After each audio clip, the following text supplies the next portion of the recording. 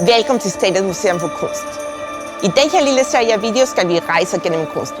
Gennem SMK's 700 års kunstsamling kan vi rejse mod nord, syd, øst og vest.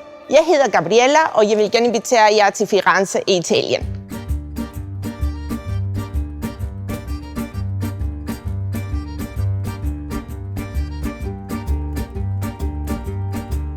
Jeg står ved siden af en billede af den danske kunstner Christian Zahrtmann. Billedet hedder En blomstersælgerske fra Firenze og blev malet i 1880.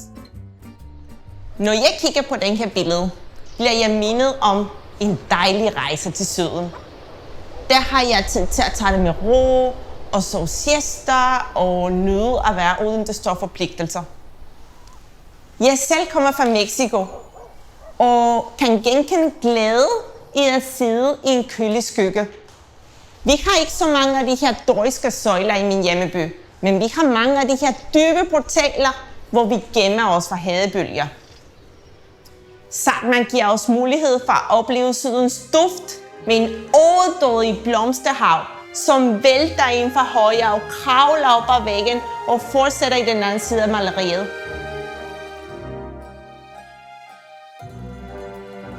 Zahrtmann var faktisk en blomsterelsker. Han fik leveret blomster i hans atelier i København hver uge og dyrkede deres intense farver i rigtig mange af hans malerier.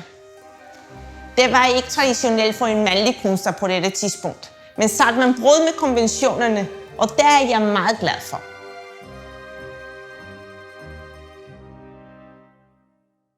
Mange af mine gæster lægger specielt mærke til den her søjlekaktus.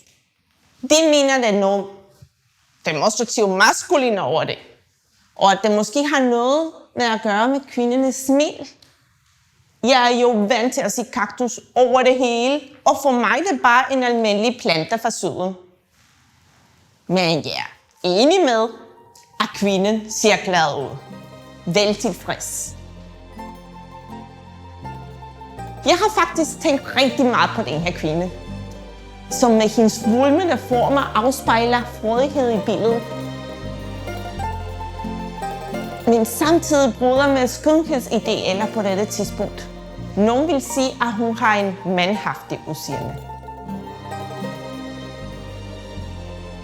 Faktisk mange af Zahrtmanns kvinder viser os, at maskulinitet kan ligge langt ud over den biologiske mandekrop, og fortæller os om Zahrtmanns utraditionelt blik for mænd, kvinder og køn.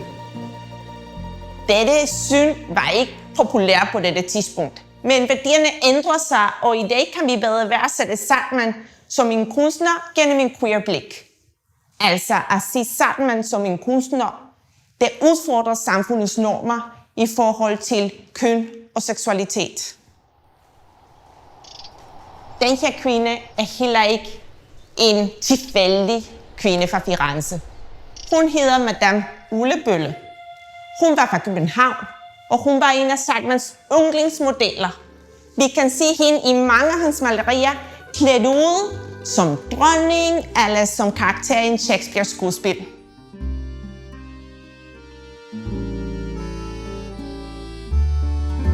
Der er også andre ting i det her maleri, der kan minde os om teater.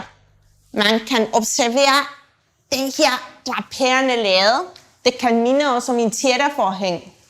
Og de her søjler kan minde os om dem, der indrammer en scene.